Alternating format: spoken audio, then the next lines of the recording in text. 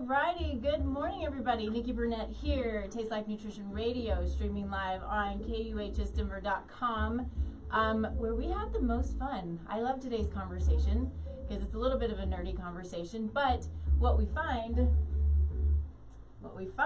is that we have more people struggling with gut junk than probably anything else, and can lead to many, many other things. And so we're talking with the amazing gut goddess today, Gabrielle Grandell, who is a fellow functional nutritionist focusing on gut health and all of the things that go with it. Up, and up. And this one? Okay. 4 years, whatever it's been of doing this show, and I'm still working on getting all my stuff right. All right.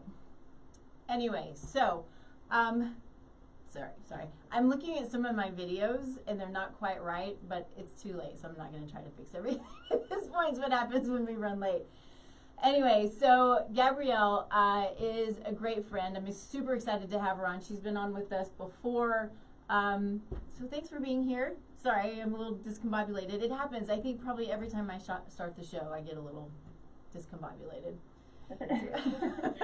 No worries. I'm so happy to be here with you today. Thanks for the opportunity. Yeah, of course. No, this is going to be good stuff. Always super fun to talk about these things because, like I said, it runs rampant. I mean, more than anything in my client base, and Gabrielle, yours too, I'm sure, is related to the gut. And so before we get started, we start the show with gratitude, because gratitude can change the world. So what are you grateful for, Gabrielle?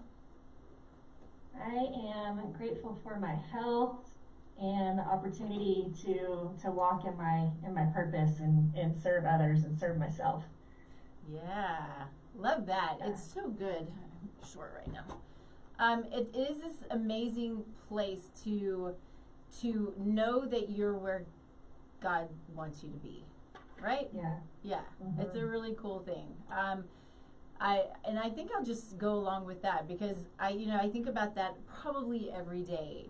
Growing up, and through probably the first half of my younger life, I had no idea. I was working, I was doing stuff, right? But I was like, what am I doing? I really don't know what I'm doing. Yeah. What am I doing? Why am I doing it? Especially when I was doing things that I didn't want to do, because that sucks. And it just made me angry. So being in a place where to know that you are following God's grace and His guidance and just doing the best you can every day, it's a good thing. It's a good feeling, and I think that a lot of folks, their health is compromised because they're not fortunate enough to be in a position where they feel like they have, purpose in what they're doing every day, or they enjoy what they're doing.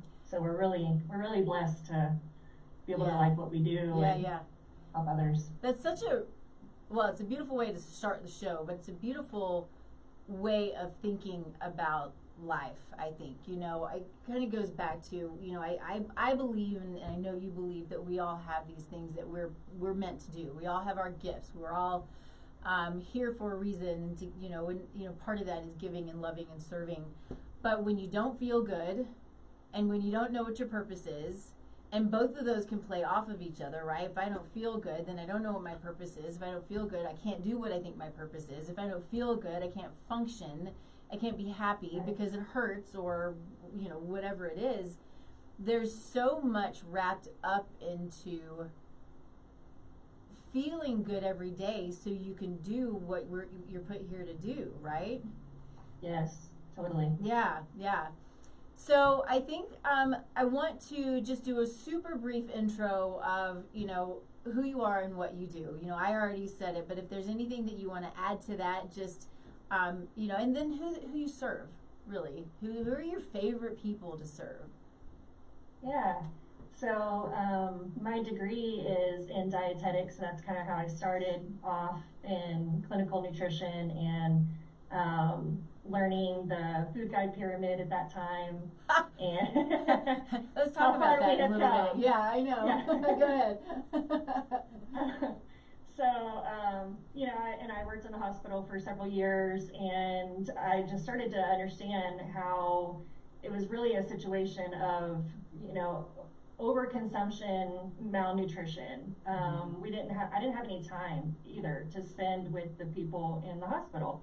And so if you don't have time to spend with anybody, how are you really going to know their story and what's really going on? How can you really help and serve them? And I came across functional medicine, and that was in 2012, and thought, wow, this is actually really what I signed up for. This is what's really gonna make a difference when we think about what's going on with people every day. What are they doing every day? And so I got started in 2012 kind of under this umbrella, and have served a lot of different people with a lot of different conditions from a nutritional and lifestyle angle. And then recently I decided that I wanted to kind of narrow that down, and really serve people in a way of looking at their gut health. So my area of expertise is digestive disorders and autoimmune conditions. And I think we both know, you can't be well if your gut's not well, right? And Ayurvedic medicine, they teach that. And what did Hippocrates said that all disease begins in the gut. And so just realizing that I could help, touch a lot of lives if I started with that first and foremost. Yeah. Well, and I think it's so smart. In business, we're trained to to niche, right? And it's to dig down. But what is actually, I think, the case is, yes, it's gut health, but it's everything, right? Gut health can lead to cardiovascular conditions. It can lead to blood sugar disorders. It can lead to autoimmune conditions. It can lead to anxiety and depression and joint pain, and then of course GI pain and bloating and heartburn, right? I mean, the list goes on and on and on and on. And I think what's so important is, for all of us, and I probably say this every show, but it's one of those things that I just can't stop saying because somebody new is going to hear it, right? But it's always ask why. We don't have gut dysfunction just because. We don't have cardiovascular dysfunction or blood sugar dysfunction or whatever kind of dysfunction you want to call it just because. You always got to ask why, and you got to dig down for the why. So if you have bloating, ask why. And don't stop asking why. That's the key. Don't stop asking why, which is how we're trained, and what Gabrielle does on a daily basis with her clients is you dig, right? So let's talk about that. What do you do? Well, I do want to get back to the food pyramid thing because I think it's hilarious. But I probably shouldn't get too far off topic yet. Let's talk about how you dig, what you're doing, what you do daily to dig for whatever it is your clients' needs are. Yeah, I think that's one of the main differences, right, between what we do and conventional, healthcare and conventional dietetics, even, right? Yeah. Is figuring out why, not just naming it and claiming it and what's going on, but why? Why did the body lose function? Because I believe that we have this perfect design, and when we embrace nature and embrace what's here for us through our food, through our lifestyle, and we can think about it that way, then we can achieve greater health, right? And so thinking about how I kind of dig into things is asking a lot of questions, right? My initial visit is 90 minutes, and we fill that time because I want to know what's going on in people's life. How are they eating, obviously, and how are they sleeping? What's their activity levels like? What are they exposed to? What's their stress level like? In functional medicine, functional nutrition, we have that IFM tree, you know, and thinking about what's going on in the roots of the tree, what's going on in the roots of the body. So that's what you're doing every day. So those things I just mentioned. And so trying to figure out what's going on in those different areas. What are people thinking about? What are their belief systems about their body, about, you know, what's going on in their life? Those are all things that we want to take into account. And so I do that through my intake, and then oftentimes we're doing testing, you know, to figure out what's going on, and not just guessing at things. There's a lot of things that we can accomplish without testing, just through conversation, and looking, you know, at physical exam and looking at symptoms. But I think that's another level to look into that often they're not getting through if they're seeing somebody through, you know, conventional medicine. Yeah. They're not doing a deep enough dive. Yeah, and I want to add on and back up just half a second, because you hit on something that I think it's so important for people to grasp onto. So I don't want to just, you know, skate over it, because our thoughts, our conversations with ourselves, our conversations with others, our relationships, our past traumas, all of these things that are these mental and emotional that we think are completely unrelated to whatever physical symptoms that we're experiencing, probably are very related. And we have to, you know, in conventional medicine, you know, in acute care it works really beautifully, right? You have your specialty, and you know, if there's an acute situation, you want our medical system all over you. I mean, I want the medical system all over me for sure. Yeah. But we can't, what happens though also is it's very separated, right? So you have your cardiologist, you have your nephrologist, you have your neurologist, you have all these people who focus, which is awesome. Talk about a niche, right? But there's no, at least in large part, there's no looking at the downstream effects to whatever it is that they're focusing on. And so what we want to do is really start to bring to the forefront of medicine and nutrition and, you know, healthcare really is what it is healthcare. It's entire body care. So we've got to bring it all together, because our mental and our emotional is very connected to the physical, and vice versa. And there is no separation really, right? So we have our gut health that impacts our mental and emotional health, and our mental and emotional health will impact our gut health. But what else can it do, right? It can cause pain. It can cause, you know, the list goes on, autoimmune conditions. So it's all very connected. Yeah, and I love that we look at that, the body as a whole system, you know, the whole systems approach. Yeah. Right? Like you were saying, I kind of mentioned the tree earlier, but I just kind of want to expound on that. Please, like, yeah, those different specialty areas like cardiology or gastroenterology or whatever it is, it's kind of like just watering the leaves of the dead tree, right? It's looking at those, you know, it doesn't look at it as an interconnected organism, right. But when you look at the roots, it's like looking at the roots of what we're doing. It's looking at our soil, which, you know, a lot of people compare the gut microbiome to a garden. Yeah.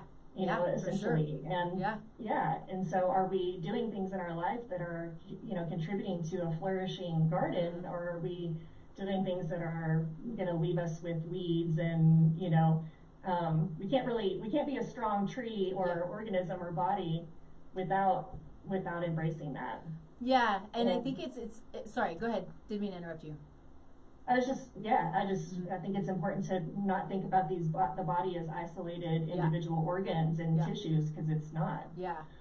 I love that, because yes, you know, we have, if you know, I'm a gardener. I think you're a gardener. I love to dig in the dirt and I love seeing worms. You know, people are grossed out by worms. I'm like, the more worms I see, the happier I am.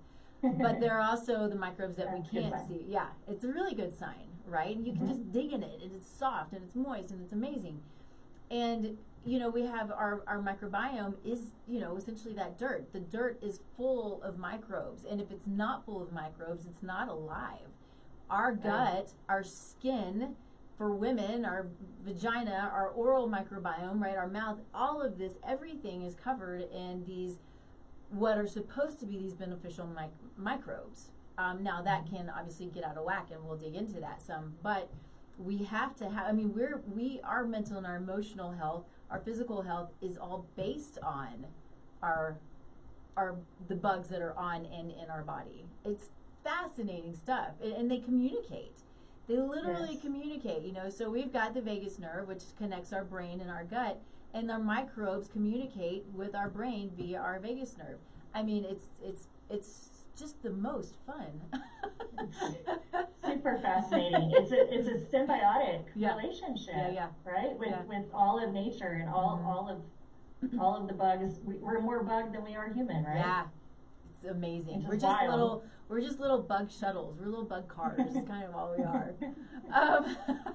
So let's talk about labs. I think just because I don't want to nerd out too much, because I can sit, you and I mean, it's what we do. We just sit and nerd out about this stuff all the time, and I think it's important. But I also want to get into, you know, the people you work with, the type of people you work with, some of the stories, right, of the people who have come to the other side, which, I mean, those are always so fun and fascinating. But I think that a lot of people don't know, don't realize that we have the ability to run these amazing labs that can give us so much information, and they're outside of what conventional medicine will typically run. So that's why they're called functional labs, right? So we're looking at things a little bit differently. So talk about that a little bit. Yeah, so one of the things that I'm looking at with a lot of people, because I'm primarily focused on digestive disorders, is stool testing. And to a lesser extent, you know, urine metabolites, but a comprehensive stool analysis, which is more than what you're going to get at a, you know, typical gastroenterologist. They might collect a stool sample, but they're just going to be looking for parasites, maybe, you know, a couple bacteria. If they're really fancy, they might look at some inflammation markers. Yeah, they're really fancy. I love that. I want to see who's living in there, what that balance is like, you know, and I want to look at digestive function. So how are the organs, you know, how's your pancreas and liver and gallbladder and all that, you know, contributing? Because if you can't break your food down, not only does that create symptoms, but then that's, you know, creates malnourishment, which then leads to other diseases and other symptoms. So looking at that, I often will look at a metabolic panel, you know, looking at liver and kidney function, which is something that they do in traditional medicine too. Not usually to the extent, though. Not always, Not usually to the extent, and they look at the ranges differently. Correct. Yeah, exactly. Yeah. So we're looking at it from a proactive, you know, standpoint, whereas in conventional healthcare, they're letting those lab values, you know, get super high before they acknowledge anything and flag it. It's not optimal, right? And I'm sorry, I keep interrupting you, but again, but it's not optimal, and you're different than I am, and we want to optimize, right? We don't want to just get by. We want to optimize. Exactly. Yeah, and that's one of the other like beautiful aspects of what we do under this umbrella is create health. It's not just the absence of disease, right? It's how can we create optimal health that we all deserve to have and feel good, so we can live our purpose and serve others, right? So I'll do that lab often. Some other kind of functional labs, because I'll use traditional labs too, like thyroid panel and vitamin D and stuff like that. Although I will say that thyroid doesn't often get covered to the extent that it should either from the primary care. They'll test an endocrinologist. It's true. You know, it's true. They'll test 1, 2, 3 markers. I think I've seen maybe 4. It's a rare day that they'll test all 9, 10 markers. Yeah. And it really tells you what's going on with the function of the thyroid. You know, they're just kind of looking at what do we need to do to, and then a lot of times it's a prescription that's given, and it's just addressing those, whereas we know that nutrition and lifestyle plays such a huge factor in the conversion, you know, to the active thyroid hormone. Yeah. But other functional testing would be like, you know, food sensitivities, and, you know, looking at things like environmental toxins. So whether that be things like, you know, plastics or glyphosate or even mycotoxins. What is glyphosate? Gotta say what glyphosate is.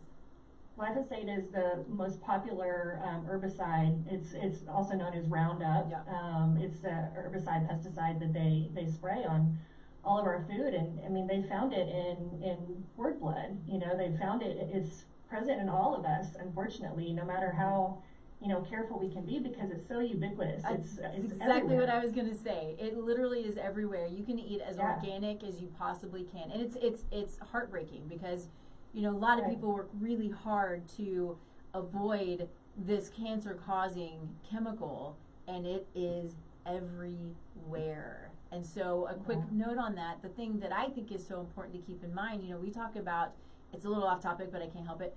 We talk about, you know, like yearly or, you know, biannual or quarterly detoxes. Detox daily. We have to support our detoxification daily. So important. Absolutely. Yeah. Yeah, and how much is that influencing the microbes, right, in and on us? And then because we are so bombarded by all of these toxins, never were we like that in history, right? This is like, there's such high levels of toxins everywhere, including glyphosate, that we burn through our nutrients too, you know, so there's a lot of malnourishment, and anyway. So we don't say it to be overwhelming or scared. It's like, oh, am I doomed because I'm not eating? You know, look at these guys, they probably pay really close attention to what they're eating and stuff like that, and they still, you know, find it in themselves. But the point of all this is just to share, you know, and bring awareness to the situation. And yes, we can only control so much of that because it is so ubiquitous. But to your point, what can we do to detox? And the primary way we want to detox is through our bowels. You know, we want to be pooping every day. Every day. Right? And every day. Many folks are like, they don't realize that. You know, it's normal in their world to go a couple days without. You know, and so I just want to add on to that just real quick, because there are a lot of people, and I hear this all the time, and we hear this all the time, that they're told, well, everybody's different and it's okay if you don't go every couple of days because you're who you are, which I agree with, you're who you are, but you are supposed to go, I think ideally we go after every time we eat, we go to the bathroom. I think it's healthy to have at least 2 bowel movements, 2 to 3 bowel movements a day. Yeah. That can be overwhelming though. So the goal is to go every single day, so you know that you're eliminating, you know, toxins and microbes and things that shouldn't be there. But yeah, ideally it's 2 to 3 times a day, but go, just if you're not going once a day, there's a problem. That's a huge flag, huge red flag, big alarm signal right there. And so something needs to be done about that for sure. Absolutely. Yeah. Let's do this. Let's talk about some of the things that can, let's see, what time is it? That can create dysfunction that you see in practice a lot. Well, I mean, I think about our diet, you know, first and foremost, the standard American diet, right? We call it SAD for short because it's so void sad. and it's sad. It's void in nutrition, you know, but it's also literally making people sad because of that connection, that you know, back and forth connection with the gut and the brain. So yeah, I mean, we just have so much, you know, sugar and you know, chemicals in our food, genetically modified foods, emulsifiers, you know, artificial sweeteners, fried, you know, food. It's just, there's a lot that, what's that? Got frozen. Well, I see you. We see you. Okay, I can see you now. Okay. So, so those are, a lot of things from our diet that are really commonplace in this culture. Alcohol, and then those other things we were talking about, like the environmental factors that are hard to avoid, but we can think about what's going on in our water, purifying our water, purifying our air in our homes. What are we putting on our body? Personal care products, cleaning products, all of those things create dysfunction, and that's what functional medicine and functional nutrition comes in to figure out how can we restore the function. Yeah, totally. So agree. It's multifaceted. It is. It's a lot. It's a lot, and it sounds. I think it sounds. Well, going back to the word overwhelming, because it really is, and it can be. But that's why we do what we do, because we like to dig into it, right? The things that are overwhelming to me are like accounting and bookkeeping. Yes, same. Yeah. So these things, this is why we have our specialties, right? So, we all want to find our team and, those who can help us. And so some of us need help with sort of unraveling the health issues that we're dealing with, because it can be, like you said, it's multifaceted. It's not usually, we have this, we call things a disease. Really disease is dis-ease. And so we put a label on it. We got to name it, but it's a cluster of symptoms, and the cluster of symptoms going back to, it doesn't just happen, right? So this cluster of symptoms can be caused by the deficiencies that are caused by the toxins or the microbes or, whatever these, again, the underlying root causes are. But it can be all of these things, and you start putting them together, and when we start seeing what's going on by doing the lab testing, by looking at history, and you start to dig into each one of these, then the body can stop focusing in these clusters of symptoms. Diabetes is sort of this beautiful example of exactly what I'm talking about, because we know it's reversible. Yeah. All of these things are reversible. All of these things, 95, 6, 7% of the conditions we deal with are lifestyle conditions, right? The rest are true genetic conditions. And so we have this amazing, beautiful ability. And the thing that I love about it so much is it's up to me. It's not up to anybody else. It's up to me to find the help. It's up to me to make the decisions. It's up to me to my mind starts going all over the place, but to for what I'm putting in my body, and as you said, on my body and in the environment. Obviously there's some things that aren't up to me. I can't control whatever trauma happened in my history, right? Yeah. Or in my family's history. There are things that are not in our control. But the point to this is, so much of it is. And it's that accountability that can be really hard, but it's the most beautiful thing, because it's not anybody else's choice. It's my choice. Absolutely. There's so much power in your choices every day. Yeah, and you don't have to do everything to, make advancements and to feel better. Right, and we're throwing out a lot of different stuff, and like you said, it might be overwhelming to some people, and they don't want to do that. But the truth is that any new choice that you make, it can be helpful, whether that be spiritually, mentally, physically, and whether you drink water instead of the soda, whether you decided to move today, whatever it might be, right? It all adds up. Yeah. And that's where we're also so fortunate to be able to find that we can find our clients and they can find us, and that we can work as in partnership with them, because it's not easy to make these changes. And so I'm really glad that there's a lot of practitioners that want to create and support health and help people out there. We can be part of that. It is amazing. There are a couple of my favorite things in practice, and one is like seeing the light bulb moments, right? Like, I get it. I'm like, yes. It's so good. And I want to kind of touch on a couple things you said, like about taking the personal responsibility, you know, and that's sometimes I think why people might have shied away from the functional approach, because it's easier not to look at all those things, and but that's where the life change really happens. That's where you're really gonna improve if you can take that ownership and responsibility. And we can work to empower people to understand how transformational that can be. And then you mentioned something earlier too about diseases and these clusters of symptoms, and that we name it, you know, identify it as a diagnosis or a disease. But it's so interesting, like you were saying, that somebody can have a symptom like a migraine or something. They can have a symptom, and in conventional healthcare or conventional medicine, everybody's with the same symptom kind of gets the same treatment.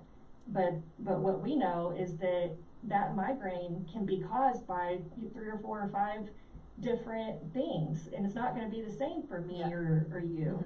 So that's where the investigation, you know, comes in, and that's why looking at things like through the clinical, like, dietetics model and that, you know, nutritional model that's promoted by the government otherwise doesn't work, because it doesn't take into account bioindividuality. What's going on, people's genetic setup, what is their environment.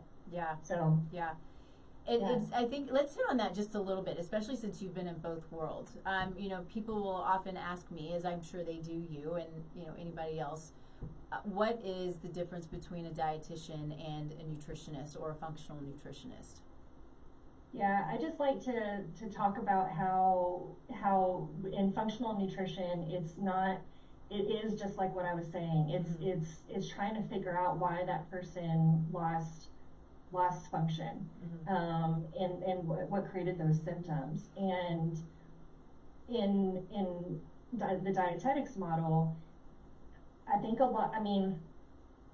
so that is really funded by big agriculture, big food, big pharma. Like, they're putting into place the things that dietitians are learning, like, and it's to benefit those models. I'm trying to be respectful in the way that I'm suggesting this. And with functional nutrition, it's actually understanding how can we play to the strengths of the person, how can we understand what it is specifically that's going on for them, like that bioindividuality that I was referencing, because in the dietetics model, you know, it's about these certain servings of this particular kind of food and this kind of calorie count, and, you know, the RDAs, like the recommended dietary allowances, haven't been looked at in, you know, however long, but we're still promoting that to every single person, you know, in this particular age range, or if you're a female with this particular age range, this is what you're supposed to be doing, and that's not accurate. That doesn't help anyone. It's maddening. So I think a great example of what you're saying is, getting back to it, is the food pyramid, which is a little, it's not as big a deal these days as it used to be. It's now My Plate, which is still, you know, trash. But we still see, I believe anyway, it's not like I've looked like at what is that? What's that grain cracker that has the food pyramid on it? It's a wheat thin. Wheat thin. So, oh my goodness. So yeah, the wheat thin box, because it's wheat and it's a grain, and because the food pyramid, the thing that it tells us we're supposed to eat the most of is greens. And so the wheat thin box is like, hey, we're all wheat, and here's the food pyramid proving that you should eat more of us, more of the wheat thins, than anything else in your diet. And we wonder why people got so unhealthy. You know, when we can't take things at face value, which is really sad. I think we can't take things at face value, and we have to understand there's always an agenda. No matter what, there's an agenda. It can be an agenda of money or an agenda of health, right? But we have to understand that when, you know, the low-fat fad was a political push. The grain thing is a political push. You know, so here's the one that's the new one, is that milk is more hydrating than water. I haven't heard that. Oh yeah, it's on signs all over Colorado. Milk is more hydrating than water. I was like, okay, what? I mean, how stupid do you have to be? Show me the data, please. Anyway, yes. So there's so much that we have to, I mean, it's not what everybody wants to do. Some of us want to dig in. You know, I wanted to learn how to research. I wanted to learn, you know, before I went to nutrition school, it was, you hear, and this is how all of my clients are, this is how everybody is. How do you know what's right? I hear this is right, I hear this is right, I hear this is wrong, and I hear this is wrong, and it's all clashing. I don't know what to do, and why am I so confused? Especially when something so beautiful and so basic as food, we're completely confused on what we're supposed to eat and what we're not supposed to eat. Yeah. And it's so frustrating for people. Totally. And then you think about, like you were saying, you know, is the agenda money and power, or is the agenda health? I mean, just think about like television, I mean media, like you were saying, the billboards, but what about all the commercials for fast food? Where are the commercials for vegetables? Right? There's not any. And so yeah, it makes sense that people would be confused, because it's like I'm eating the foods that are promoted to me. I'm eating the foods that are on every corner. I'm eating the foods that are in the grocery stores in abundance, and then I don't feel good. Yeah. And so that can't be right, but nobody's talking, I mean, I say nobody's talking about it, but in the mass media, there's not a lot of information about what truly creates health, and what the food supply is really providing, and what to look for. Yeah. You know? Yeah. Well, and not to go too deep into this, but even when it comes to the food supply and fruits and vegetables, you know, they're picked early. We don't get the nutrients out of them that we should. You know, they're brought to us from, you know, across the country or across the world. And so they are missing in nutrient density just for that reason. Doesn't mean we shouldn't eat them, but anyway, yeah, it's fascinating stuff. Yeah, totally. And on that topic, you know, thinking about, yes, it doesn't mean we shouldn't eat them, and we can use agency and responsibility. Like you said, not everyone wants to do that, and we want to trust that, you know, what's out there is actually helpful for us, but the truth is that most of it's not. But yeah, eating in a way that feeds the gut microbiome, and feeds the tissues, and feeds the organs. And you know, there's a nonprofit coalition, the Environmental Working Group, right? That, just because I know that not everyone can eat organic all the time, and you know, that's definitely what we promote as much as you can. Yeah. But I was just thinking, just the other day, the new list for the Dirty Dozen and the Clean 15 came out for 2024. Okay. Just recently. And if people aren't aware of that, you know, we can share that in the notes or whatever. You can look that up. But when you can't eat organic, try to eat foods that are, at least try to eat the foods that are on the Dirty Dozen, which is the list of 12 different foods, produce, that is, try to eat those at least organic, because they are the ones that are most heavily sprayed and you know, don't contain hardly any nutrients. But not only that, they have so many chemicals on them that are negatively impacting us. Yeah. And it's common stuff like strawberries and spinach and blueberries and stuff that a lot of people enjoy. Yeah. Right? Yeah. I think that it's important to point out, because there's this thought that if we don't buy organic, that we can still just bring our food home and just wash it. And so we've got to realize that the food that's grown in the soil is depleted. It's full of petroleum chemicals, and it has pesticides and herbicides in it. How do you think the plant grows, right? All of that stuff is in every cell of that plant, including the fruit that we eat. And so we have to remember, or the leaves or whatever it is, but we've got to remember that we can't just wash it off. It's part of it. And so the ones that are, the ones that are, least offensive are still offensive. And but you make a great point, and it's a really important point, that we can try to mitigate the best we can by eating those things that are less of an insult, right? Less of the pesticides and herbicides. And because I'm sure you hear that a lot. Like, I can't afford to eat the way that you're suggesting that I eat. So it's meeting people where they are and helping them understand you're still going to get some benefit from those fruits and vegetables, right? Yeah. But just try to be as smart as you can. Yeah, it's true. There also is, I can't help but to throw the point out there that we think about today when we're thinking about the money that we're spending, and I do this too, so I just putting it out there because this is what we all do.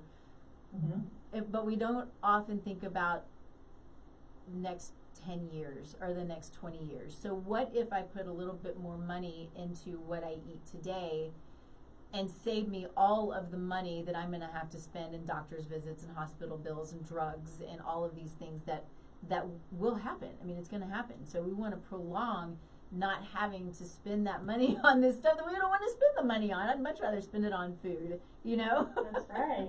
Yeah, great point. What's that? Have a t-shirt, right? Pay the farmer now or pay the doctor later. Yeah, exactly. If you do invest just a few more dollars even, just kind of looking at your budget, what are you really spending your money on? And does that help you in the long run and future generations and the planet and right? I mean, we gotta invest with our dollars. Yeah. I think that's the best investment you can make, is because you don't have your health. What do you really have? Well, that goes back to the beginning of the show, right? You don't feel good. You can't do what you're put here to do, and it's just miserable, right? Nobody wants to be miserable. It sucks.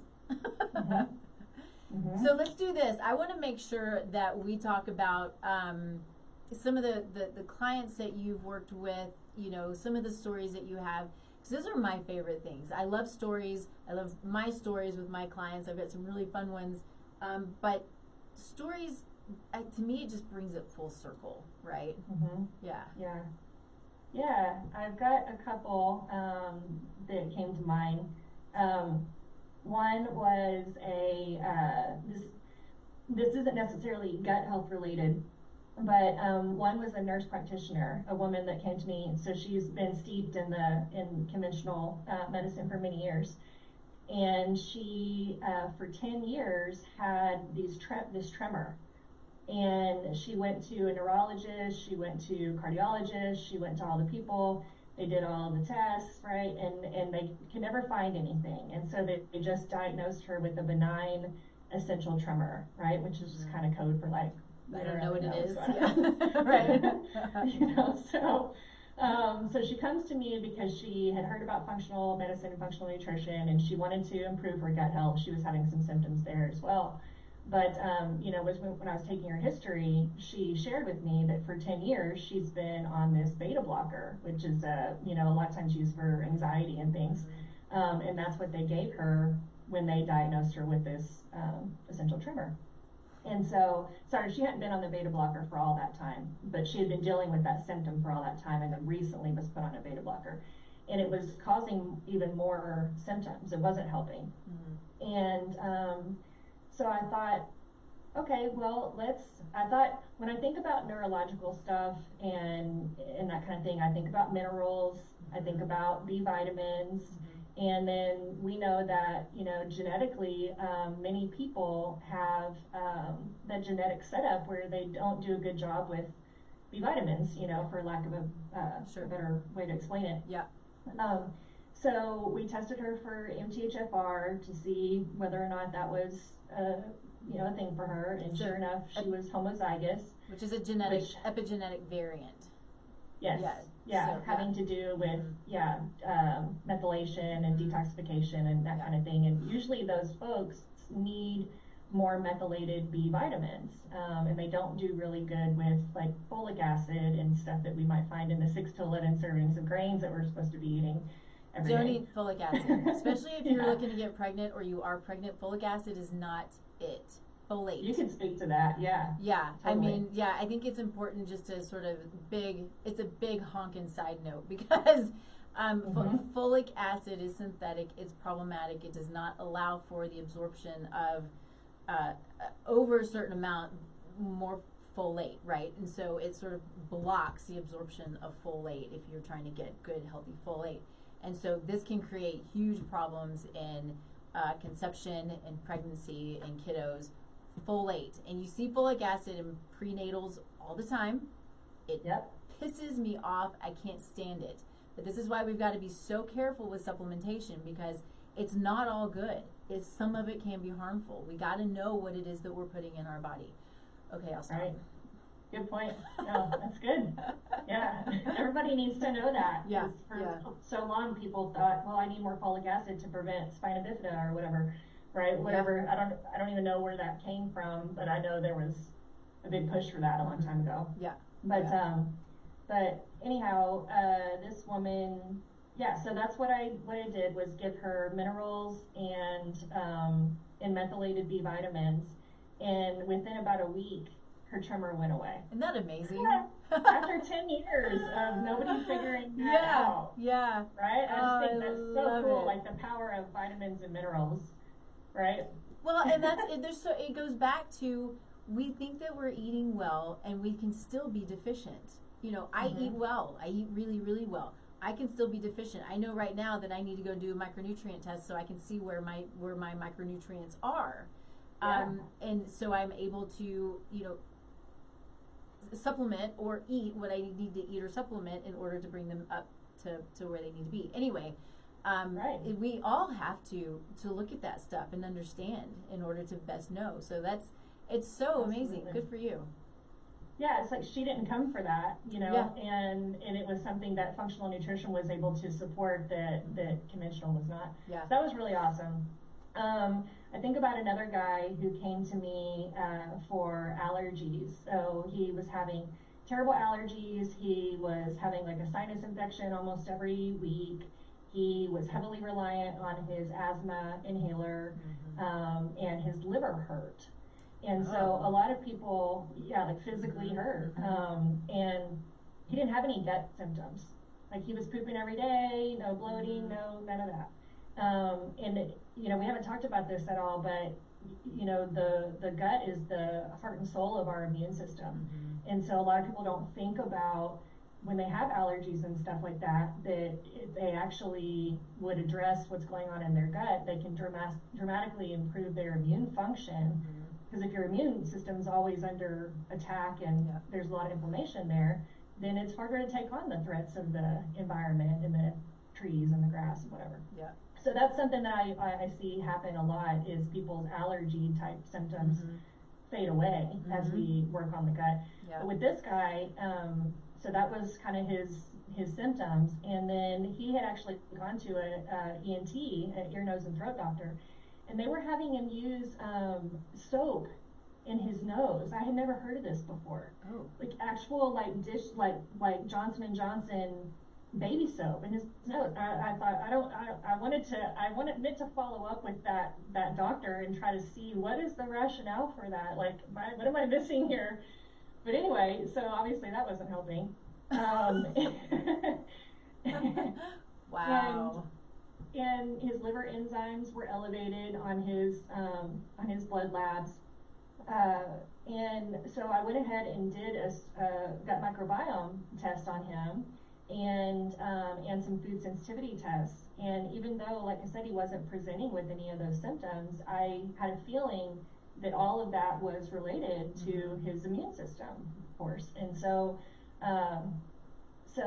yeah, within about a month, so we identified that he had several food sensitivities, namely gluten, dairy, some of the bigger players, and then a few others. But just helping him with his diet. And then I also gave him some glutathione, which is, super helpful for the liver, right? It's a master antioxidant. And gave him some of that. I stopped him from using the soap in his nose, and we did a saline rinse instead. I know. Can you believe it? So, and I used some other kind of herbal protocols and nutrient protocols with him. But within, a very short time, he didn't have to, he wasn't having the sinus infections, he wasn't having the allergies. And then over time of working together, he actually doesn't even use his asthma inhaler now. That slowly, started he having less of a need for that. And then his liver stopped hurting, and then we checked his liver enzymes, and they had normalized. And just a miraculous transformation of something you've been struggling with for a long time that wasn't like the classic picture of what you think about with gut health. Right. Yeah. That was really, really cool. So real quick, I just kind of want to jump in real quick, because I think that one of the things that I hear a lot with people are chronic sinus infections. And they think that that's just all it is. It's all just here. When I think more times than not, if not 98% of the time, it's going to be gut related. There's some kind of dysbiosis. There's some kind of imbalance.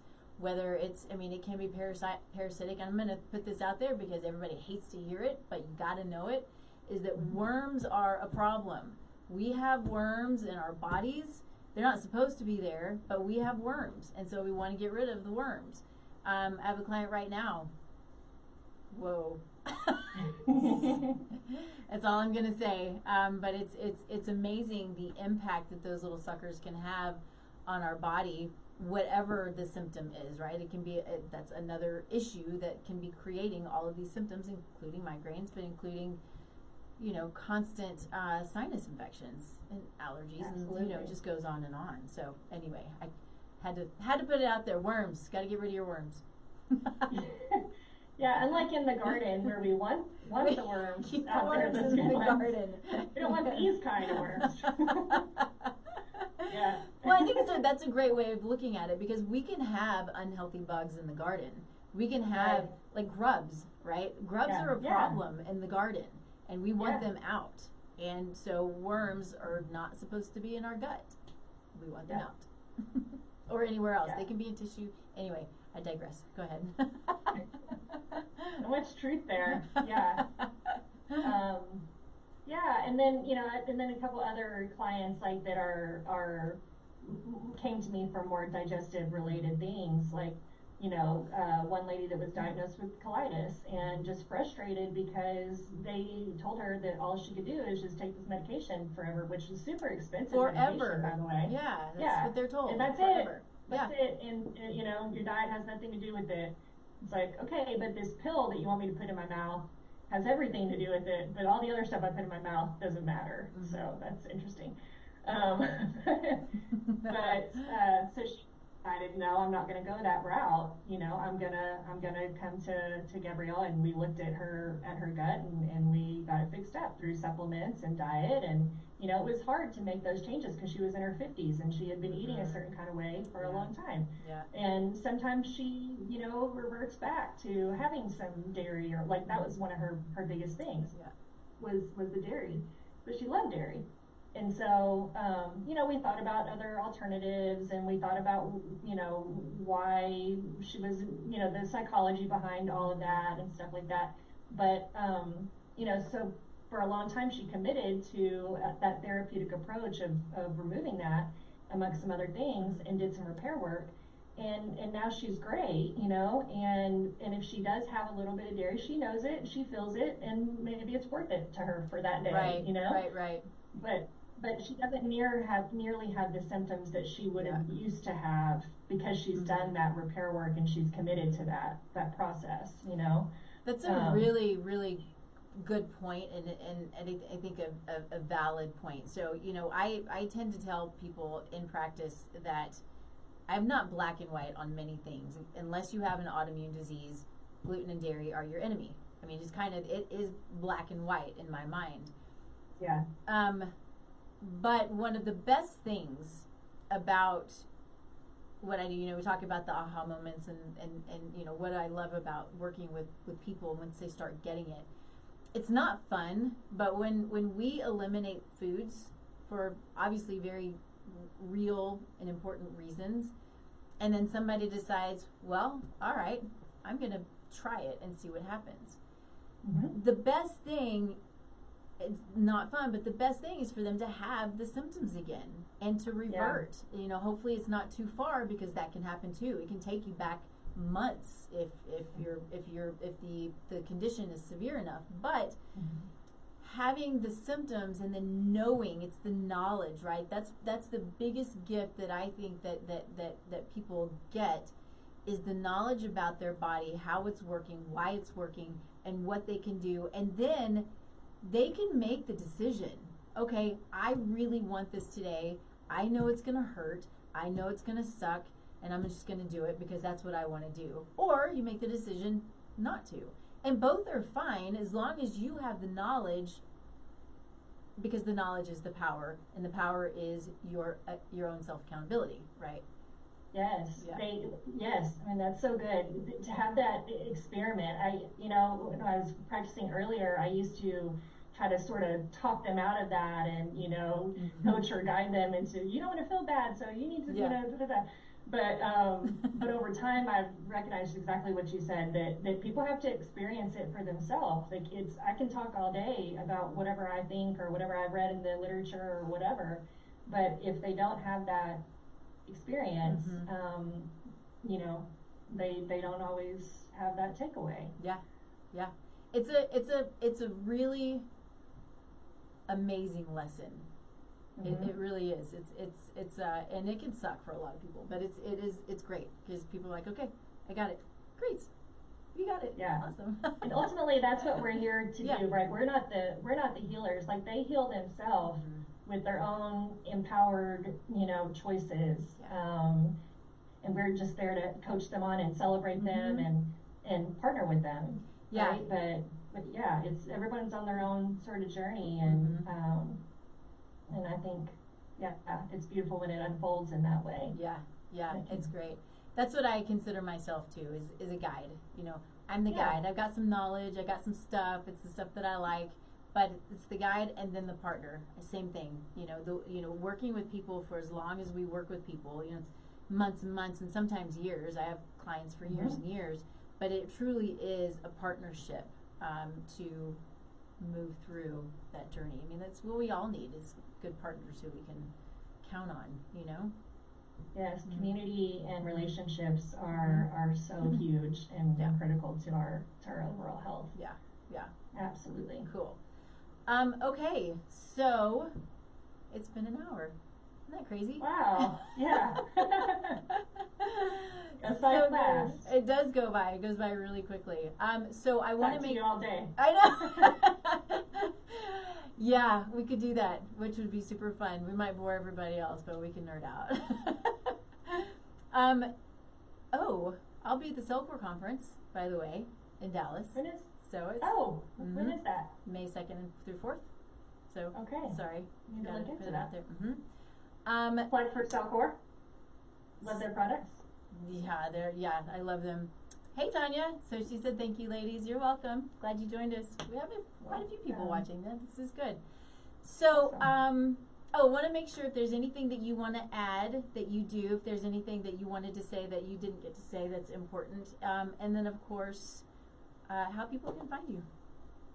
Yeah, so you can find me on my website, GabrielleGrandell.com, which is GabrielleGrandell.com, and that's my, those are my handles on all my channels, so Instagram and LinkedIn, and YouTube, Facebook. All the places, yeah. All the places, and I have a event coming up that I will be talking more about as I get more details, but there's actually going to be a new National Bloating Day, and that was going to be in April. So, we have all the national everything else days, and so why doesn't bloating get a place? So this is your National Bloating Day?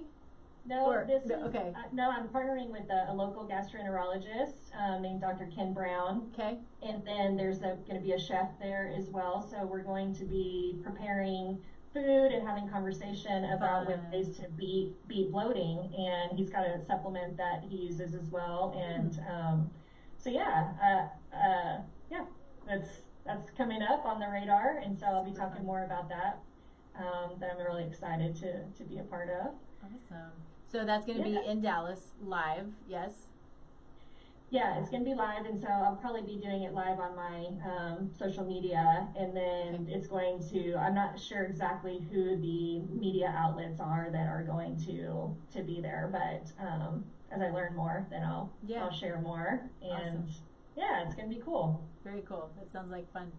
All right. Yeah. Anything else? I don't think so. I think I'm just, happy to do this work, and happy to be here and talk about it today with you. Awesome. So glad to see you. It's been too long. Way too long. I know. That's the truth. Yeah. All right. So thanks everybody for joining us. Of course, this is Taste Life Nutrition Radio and podcast streaming live on kuhsdenver.com. We're here every Thursday, 10 a.m. Mountain Time. You can find me, Taste Life Nutrition, all these social media outlets, the website, all of the things, tastelifenutrition.com. Of course, you can go to the website. You can find a free assessment on there that kind of gives a breakdown. You fill it out, and it gives me an understanding and a breakdown of sort of what are the things that are most difficult in your life, what your symptoms are looking like. And then we chat about it. And if I can be of service, then, of course, I will talk about it. If I know somebody else who would better be of service, then we'll talk about that too. So one of my favorite things about the work that I do are the people who I know who do amazing work. It's a true blessing. It really is. I'll end the show with gratitude on that also. So then, of course, I have to talk a little bit about soulful conception. You had talked earlier in the show about generations and how what we do today can impact generations, and that really there is good solid data behind epigenetics and how our choices today impact not only if we're looking at conception, right? So not only conception and pregnancy and delivery in that child, but it is great grandchildren for hundreds of years down the line. And it's can be a hard one to swallow sometimes, because that's a lot of responsibility, but we have to take it in and understand that it is our responsibility, and it's part of life and part of who we are. So I just think it's really fascinating and really beautiful, and I think I'll stop there. So as always, though, I know those of you who are watching and then beyond that, if there is anything that you want us to talk about, we're happy to talk about it. So let us know what we can do. And it's always good to be here and so much fun. So thanks. We'll see you next week, Thursday, 10 a.m. Mountain Time. Stick with me, Gabrielle. Hold on. Bye, everybody. Bye, everyone. Did I say thank you for being here? I don't remember if I did.